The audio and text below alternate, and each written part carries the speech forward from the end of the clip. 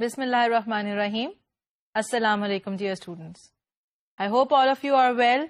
Welcome to Virtual University. I'm your course instructor for training and development, and this is the 39th lecture that we are meeting for today.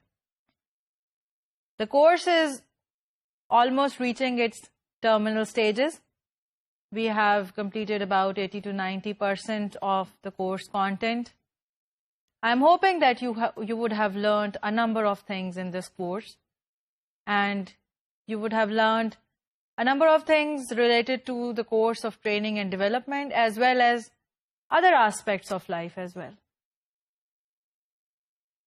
Because this is a course which takes into account a number of activities, a number of behaviors from the overall general life of a person as well.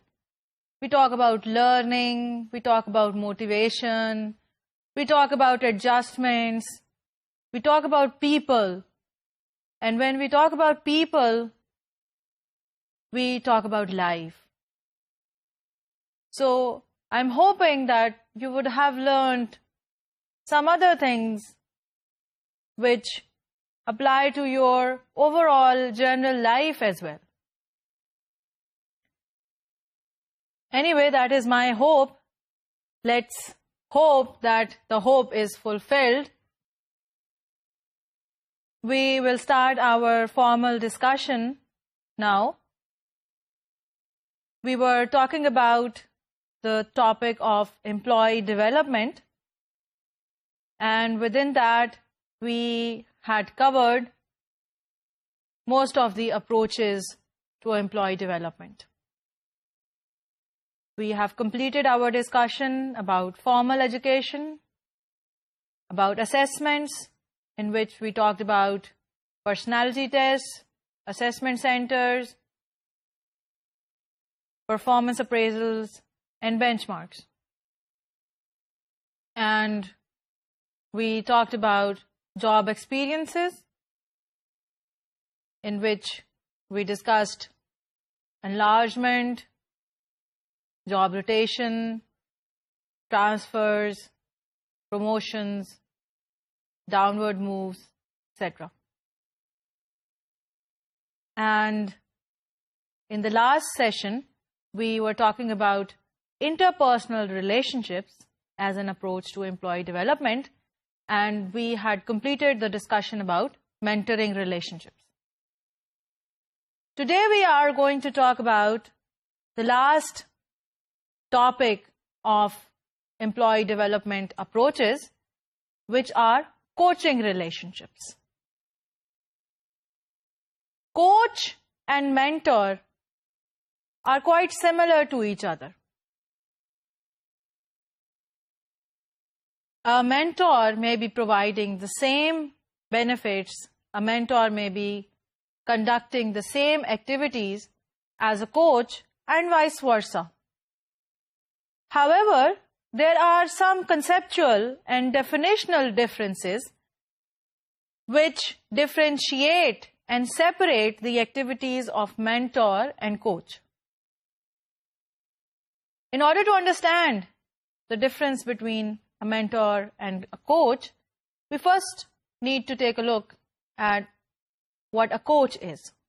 So we define a coach as a peer or manager who works with employees to motivate them, help them develop skills, and provide reinforcement and feedback. So you may have noticed from this definition that we take into account some specificities.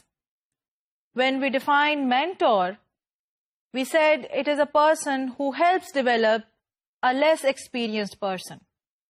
But over here we are saying that a coach helps develop specific skills and provides reinforcement and feedback. So a coach is a person who is more attached to the employee.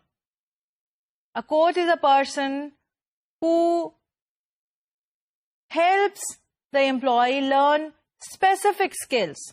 A mentor may not be spending so much time a mentor may not be helping the employee develop or learn specific skills, whereas a coach is a person who spends more time with the employee, who targets specific skills and behaviors and makes sure that those skills and behaviors are learned by providing feedback and reinforcement. So it is a person who stays with you, who monitors you, who observes you, and after observation gives you feedback on how you are progressing. A mentor is a little bit distant relationship, distant not in terms of psychologically, but in terms of physical distance, in terms of being away from the actual activities or working of the employee. So you go to a mentor, you talk to a mentor about the general problems, about the overall working of the organization, about your career development, about your plans, whereas a coach is a person who helps you with specific skills and activities. However, these are, again, as I said, conceptual and definitional differences. A coach may be carrying out the activities of a mentor and vice versa. So these are more of a definitional differences. Okay, so the activities in a coaching relationship, the characteristics of a coaching relationship are different from a mentoring relationship. So let's take a look at the characteristics of a coaching relationship. A coaching relationship consists of one-on-one developmental discussions. A mentoring discussion may not always involve some particular specific step for development, which includes acquisition of a skill or development of a behavior. It would be a more general discussion.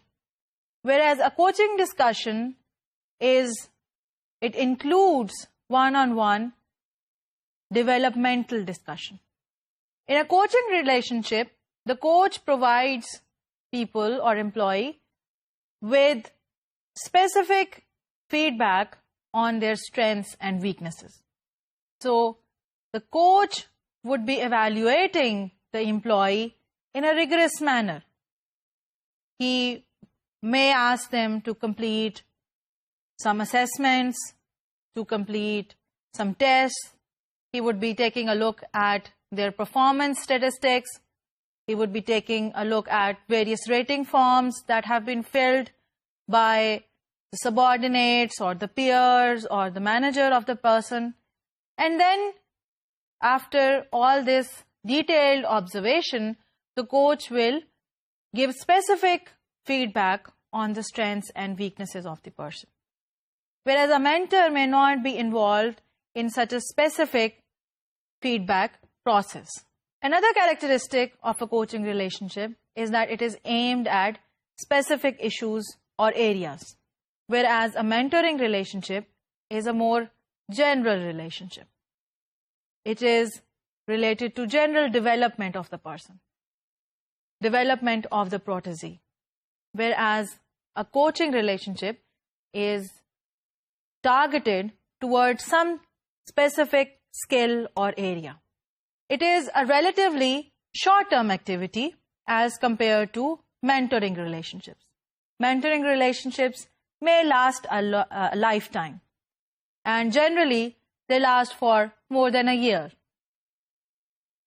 Whereas a coaching activity may be a short-term activity, and once the activity has concluded, the skill has been acquired, the behavior has been learned, the relationship will come to an end. This is essentially a non-directive form of development, which means that it is not directed by the coach.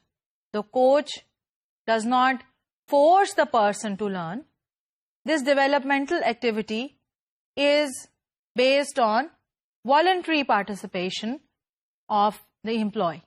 Then it focuses on improving performance and developing or enhancing individual skills. So, a mentoring relationship is again directed towards general development, whereas a coaching relationship is more targeted towards performance improvement by learning a specific skill. So we are concerned with improving the performance of the employee in a coaching relationship. A coaching relationship may be used to address a wide range of issues. The issues or the targeted skills, they are specific, narrowed down, but they may relate to a wide range of areas. They may relate to communication, may relate to leadership, they may relate to management skills, or they may relate to technical skills or operational skills. The purpose of developing coaching relationships, they have both organizational and individual goals. When a person gets involved into a coaching relationship, he must have some individual goals, individual career goals, individual progression goals, and the organization also has some organizational goals to achieve from this coaching relationship. So the benefits of this relationship are two-sided. The organization expects to gain something by improving the skill of the employee, whereas a mentoring relationship is more of a giving nature.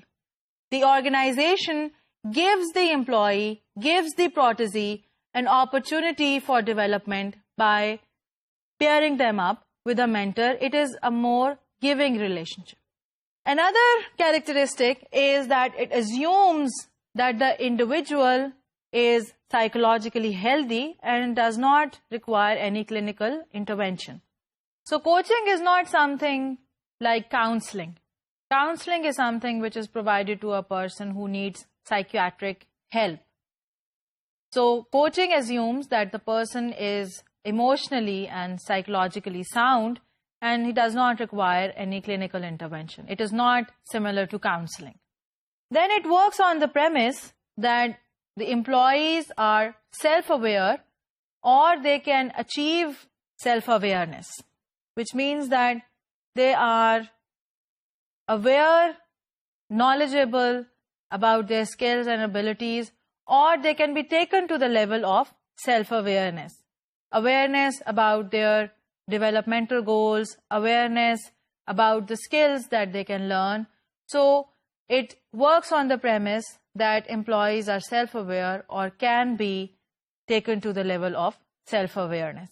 And finally, the differentiating characteristic of a coaching relationship is that personal issues may be discussed, but priority is on performance or work. So the difference between mentoring and coaching is more defined by this characteristic, that in mentoring relationships, people are allowed to discuss, people discuss their personal issues, rather they are encouraged to discuss their personal issues, to share their problems, to share their fears or anxieties, whereas a coaching relationship is more of a professional nature in which people are encouraged to focus on professional issues, on work or performance improvement. Or as we said that it is about learning of a specific skills. So the learning of the skill is the focus of a coaching program rather than discussion of personal problems or issues. So from these characteristics of a coaching program, you would be better able to understand the difference between a mentoring relationship and a coaching relationship. Now, a coach needs to have some specific competencies. A coach must have the ability to do certain actions, must have the ability to show certain behaviors. So, the basic competencies of a coach, let's take a look at them.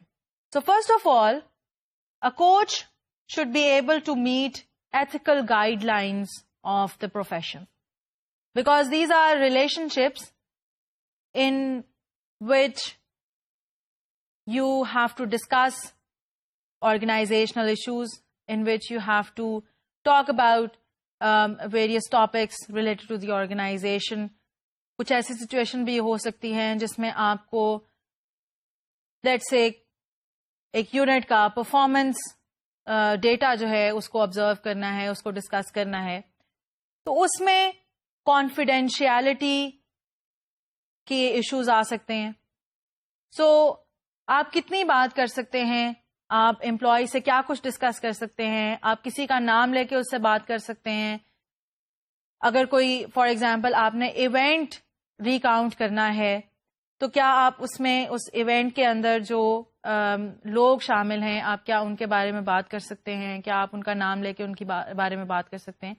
So when you are discussing specific happenings that have taken place in the organization, you may encounter some information that you may have to restrict or to keep it confidential.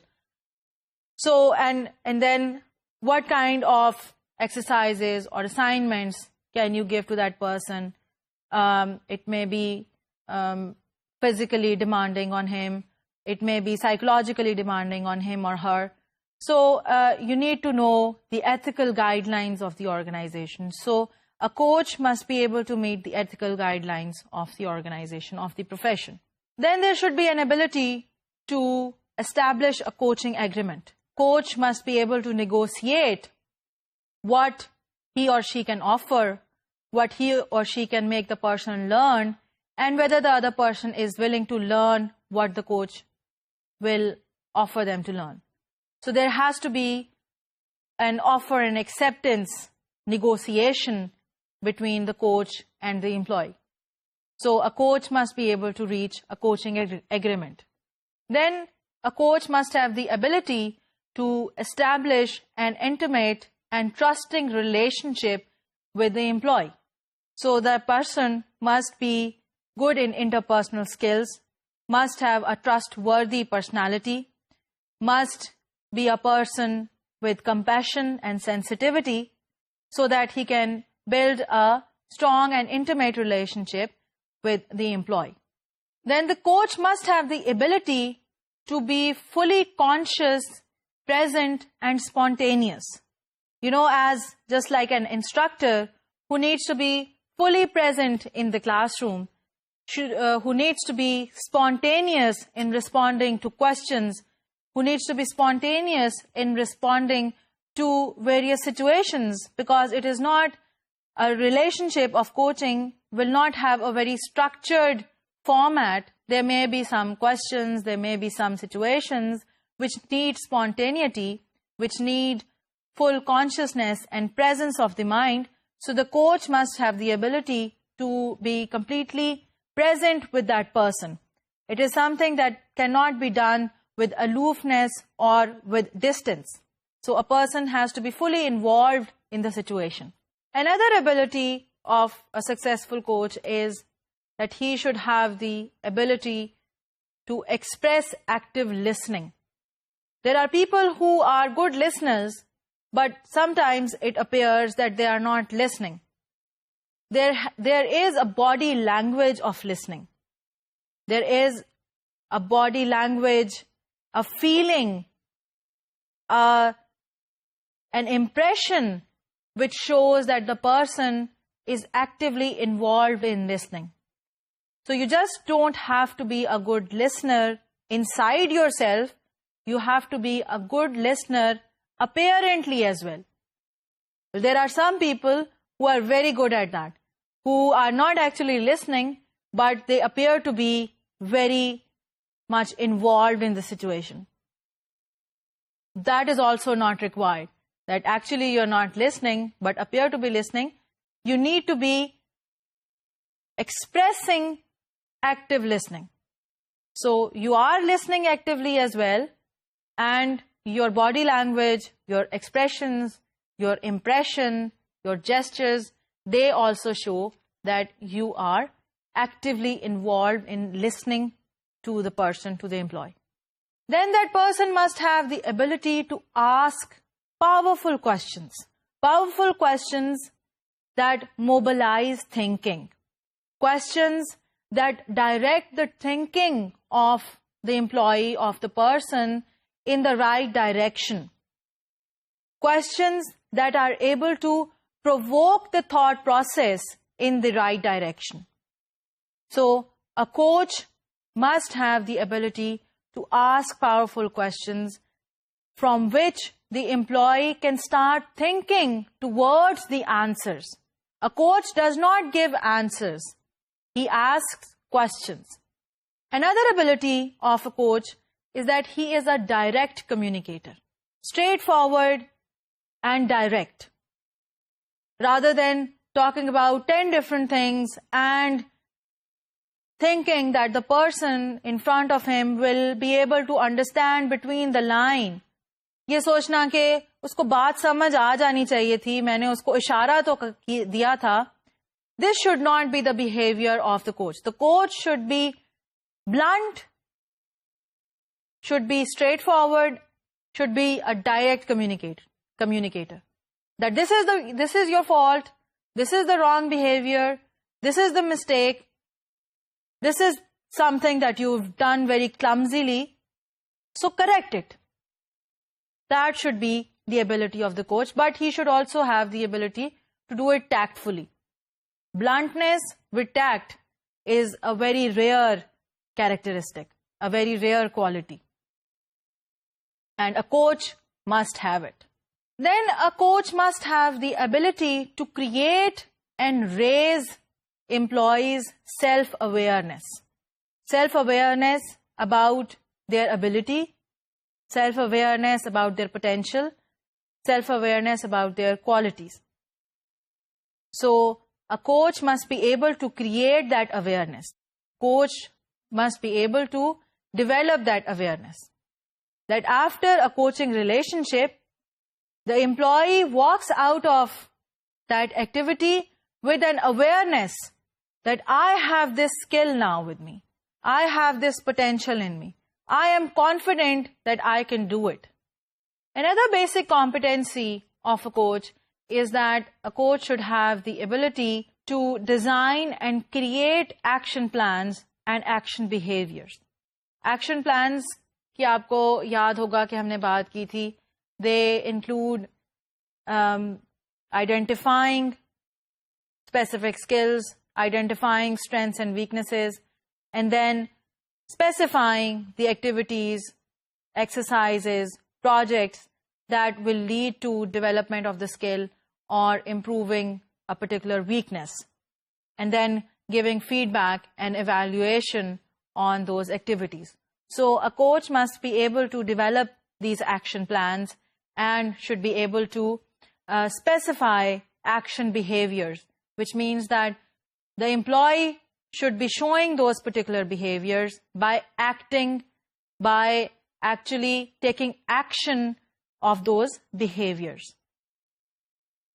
Another competency of a coach is that the coach must have the ability to manage the employee's progress and hold him or her responsible for action. That is also a competency that he or she must be able to manage the performance. He should be able to direct the performance. People should be ready to act. People should be ready to perform with that person.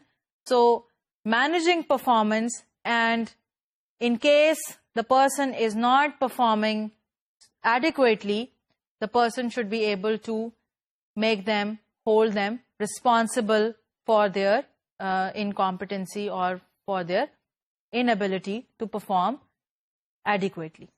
So these are the basic competencies of a coach.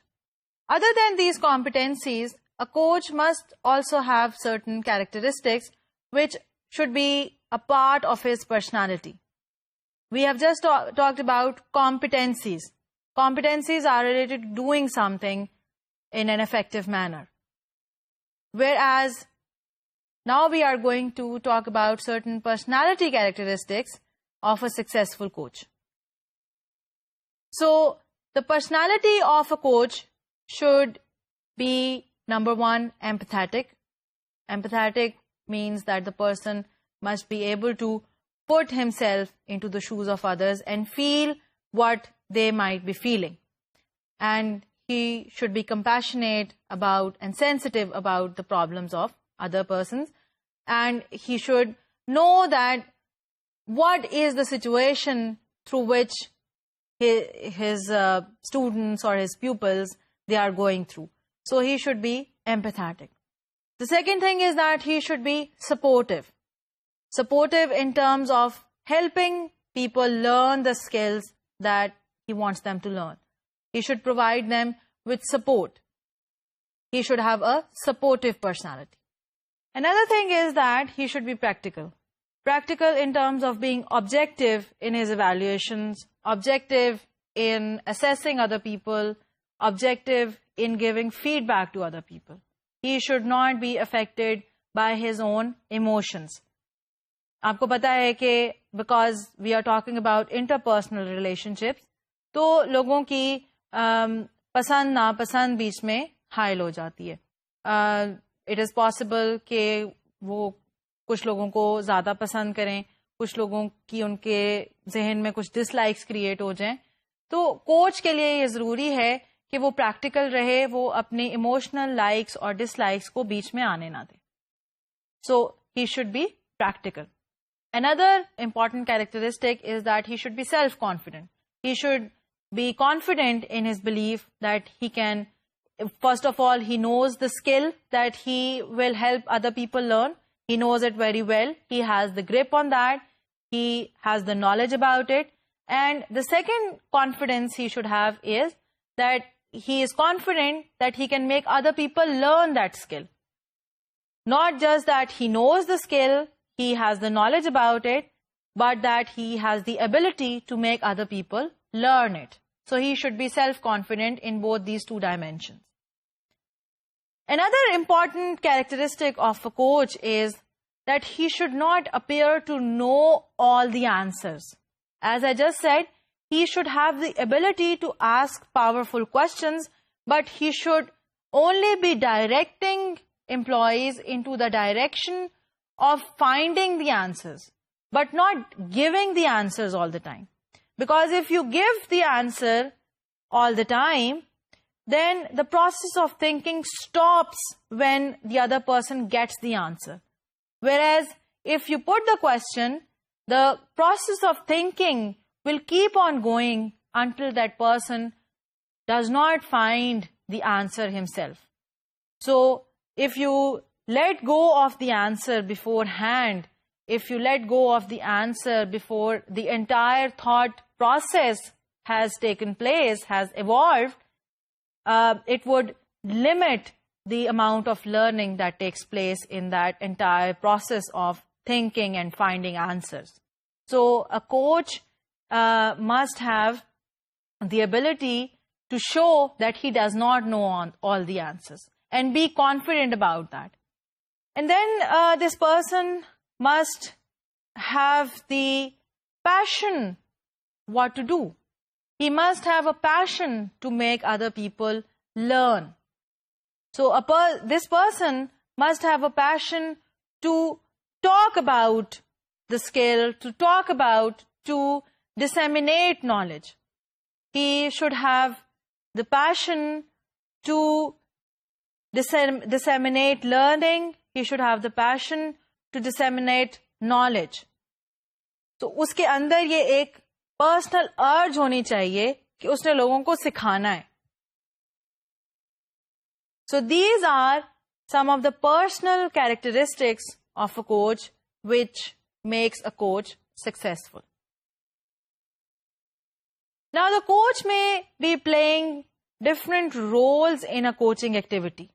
The different roles that a coach may be playing in a coaching relationship, they can be related to one-on-one discussions with the employee in which he provides feedback, he assesses the employee's behavior. He looks at various rating forms, various performance evaluations, and he gives one-on-one feedback. He involves himself into one-on-one discussions with the employee. So that is one role that the coach can play. Another role that the coach can play is to help employees learn for themselves by putting them in touch with experts who can help them with their concerns, and by teaching them how to get feedback. That is another role of a coach, that he helps people learn to learn by themselves. सीखने को सिखाना, यानी coach ने ये भी सिखाना है कि एम्प्लॉइज खुद से कैसे सीखें. Learning to learn by themselves. That is also a role that coach plays. And also to help them learn how to get feedback from others. आपको पता है कि people don't give you feedback about your performance without any reason.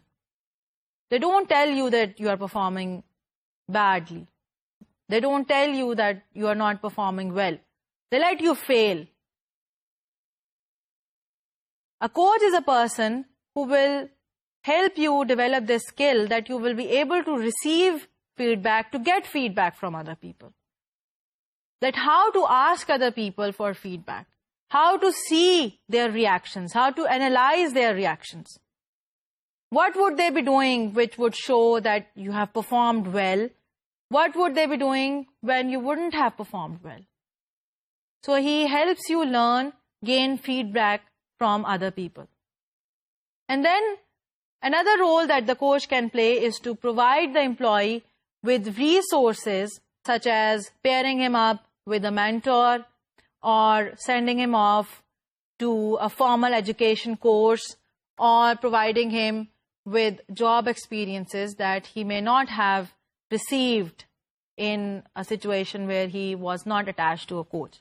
So he can also direct the employee in the direction of receiving resources, receiving useful resources for skill development and career progression. So these are the various roles that a coach can play in a coaching relationship. So with this, we have concluded our discussion about the various approaches for employee development. Now, whatever approach is being employed, it is possible that an organization employs all these approaches for career development. For certain activities, they provide formal education. For certain learning objectives, they enhance the job experiences. They also carry out formal assessments, and they also provide interpersonal relationships such as mentoring and coaching to their employees at various different points in their career. Whatever the goal of this developmental activity is, whatever the form of activity that is involved in this process of development, the organization needs to first understand the process of developmental planning. An organization, first of all, needs to plan how they want their employees to develop. अगर आपको याद हो तो हमने एक session में discuss किया था the various approaches of selection and recruitment in an organization. मुख्तलिफ ऑर्गेनाइजेशन की हायरिंग और सिलेक्शन की स्ट्रैटेजीज डिफरेंट होती हैं. और हमने ये डिस्कस किया था कि कुछ ऑर्गेनाइजेशंस जो हैं वो अपने एम्प्लॉयज़ को सर्टन कैरियर पाथ्स प्रोवाइड करती हैं, डेफिनेट कैरियर पाथ्स प्रोवाइड करते हैं, जिसमें एंट्री जो है वो बेसिक लेवल पे होती है और एम्प्लॉयज़ ऑर्गेनाइजेशन में हायरार्की में प्रोग्रेस करते हुए they make a career within the organisation. और कुछ ऑर्गेनाइजेशंस हैं जो अपने एम्प्लॉयज़ जो हैं वो बाहर से हायर करते हैं, डिफरेंट स्टेजेस पे हायरिंग बाहर से करते हैं और वहाँ पर specific definite career paths provide नहीं किए जाते. So according to these hiring and staffing strategies, your organization has to define their developmental planning. If you have a specific, formal, structured career within the organization, then you have to invest a lot in developmental planning. You need to specify how you will develop your own employees, क्योंकि आप उनको entry level के ऊपर ले रहे हैं और अब आपने ही उनको डेवलप करके सीईओ के लेवल तक लेकर जाना है. सो अगर आप ये फॉर्मल स्ट्रक्चर्ड कैरियर्स को अपनी ऑर्गेनाइजेशन में एम्प्लॉय करना चाहते हैं तो उसके लिए ये जरूरी है कि आप अपनी ऑर्गेनाइजेशन के एम्प्लॉयज को एक डेवलपमेंटल प्लान प्रोवाइड करें जिस पे चलते हुए वो आपकी ऑर्गेनाइजेशन में प्रोग्रेस कर सके. So, in order to do that, you need to go through certain steps. In order to carry out developmental planning, you need to go through a certain process of developmental planning.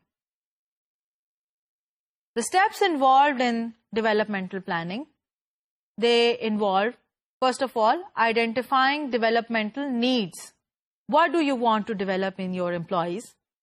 How far do you want them to go in your organization? Where would you want them to exit, if you want them to exit? So, अगर आपको पहले 2-3 steps के लिए developmental activity चाहिए, then your developmental needs would be different. Whereas if you are going to develop your employees throughout their entire career, then your developmental needs would be different. So you have to identify your developmental needs. What do you want to develop in your employees? And up to what level do you want to develop them? After you have identified the developmental needs, then you have to identify the developmental goals. What is required to be achieved? What do you want people to learn? Do you want them to learn management skills?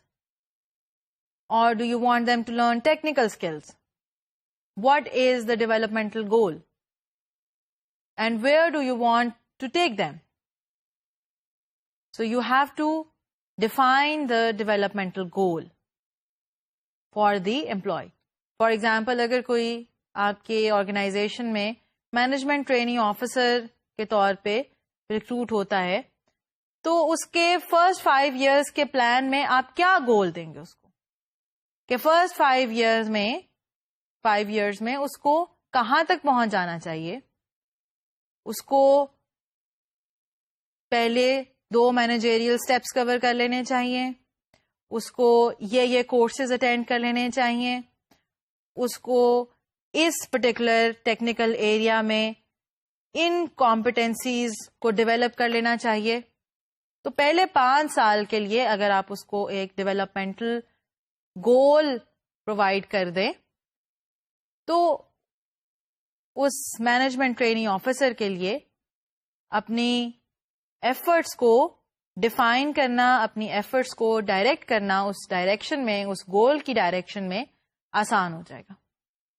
So that is the second step that you have to identify developmental goals. Then you have to identify the actions that need to be taken by the employee and the company to achieve the goal. What should the employee do to achieve that developmental goal? And what should the company do? what kind of resources should the company provide that person, and what initiative does that person have to take? What action does that person have to take to achieve that developmental goal? The next step is to determine how progress towards goal attainment will be measured. So you have to specify how are you going to measure the progression of the person, to the development of the person in the direction of that goal. Assessment कैसे करेंगे आप? Evaluate कैसे करेंगे? So manager जो है वो हर 6 महीने के बाद feedback provide करेगा. Is that going to be the measure of evaluation?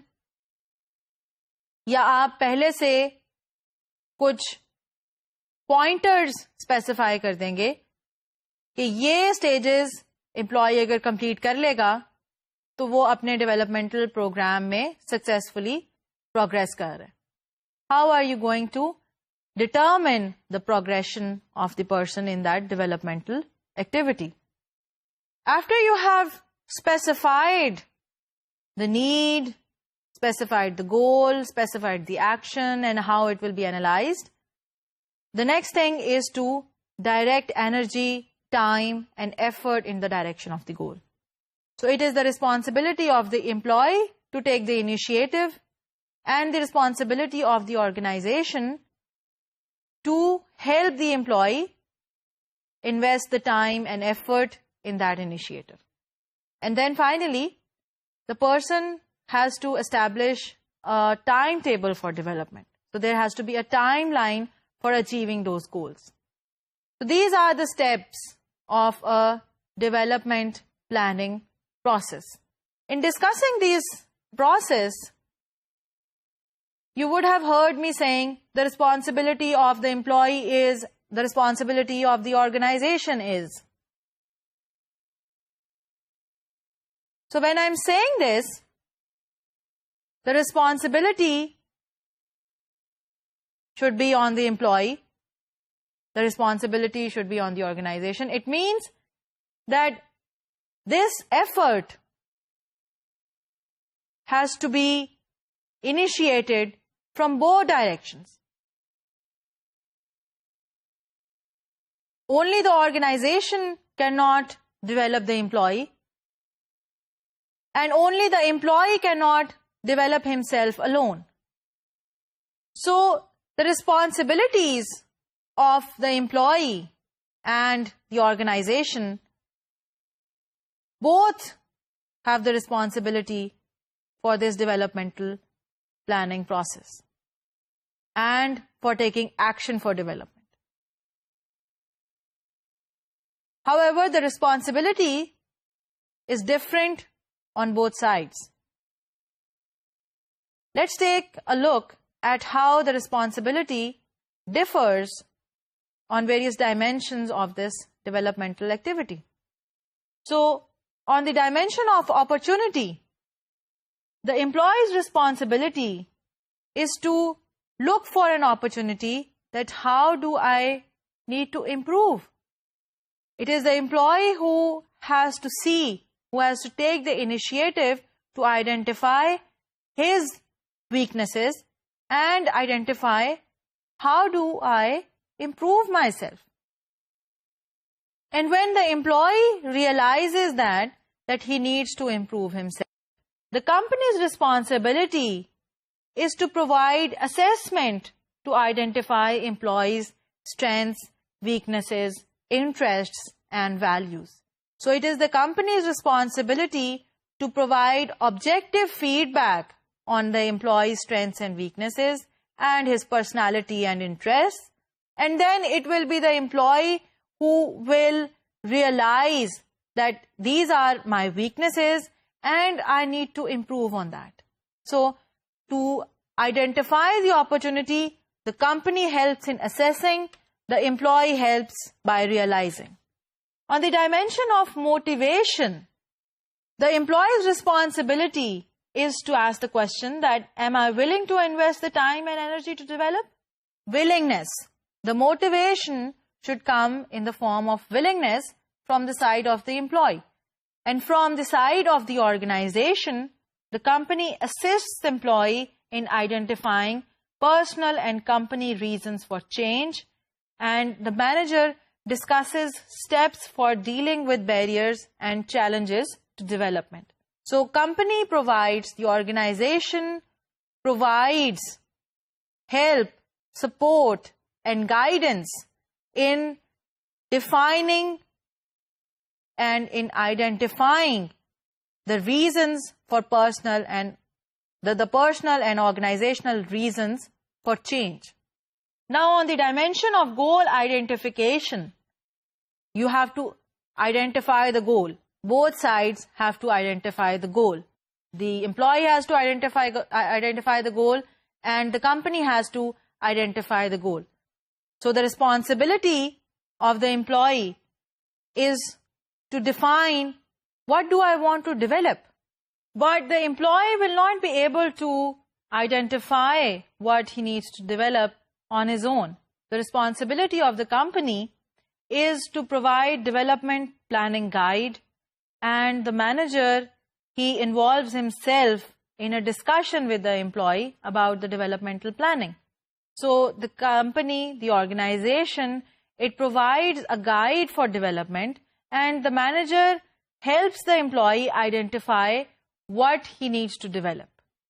So the employee has to take the initiative of asking the question, whereas the company's responsibility is to answer that question or to help the employee find the answer to the question, that what does the employee need to develop. On the dimension of criteria, the responsibility of the employee is to ask the question, how will I know I am making progress? And the company's responsibility is to answer that question by providing feedback on that criteria. Criteria means the goals that the person wants to achieve. So you have to set some criteria for achievement, that this person has been able to achieve the goal by fulfilling that particular criteria. This is something that he has been able to do successfully. This means that he is approaching towards his goal. So the employee has to ask the question, how do I know that I am making progress? And the company answers the question by providing feedback. On the dimension of actions, the employee's responsibility is to ask the question, what will I do to achieve my developmental goals?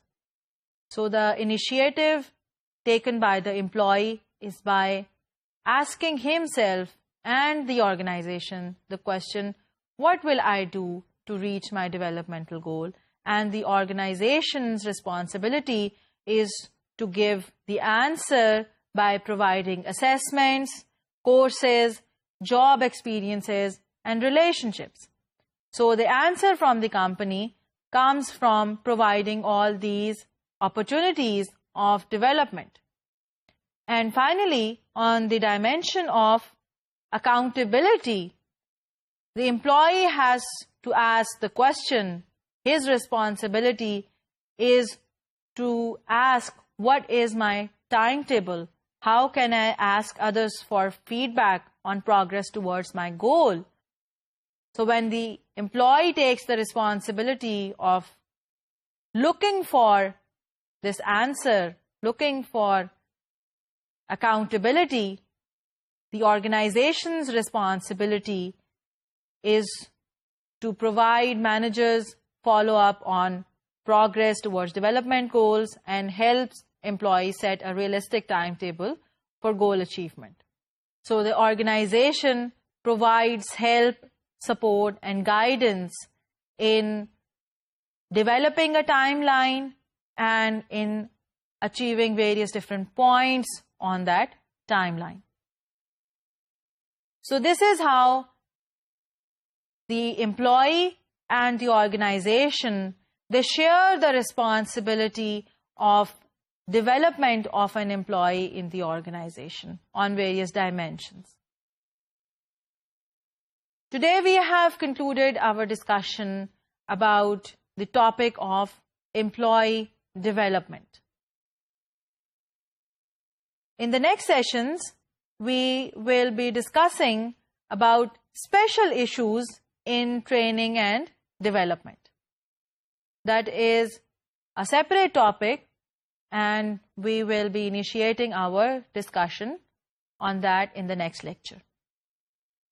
This topic of employee development has been concluded today. So, until next time, Allah Hafiz.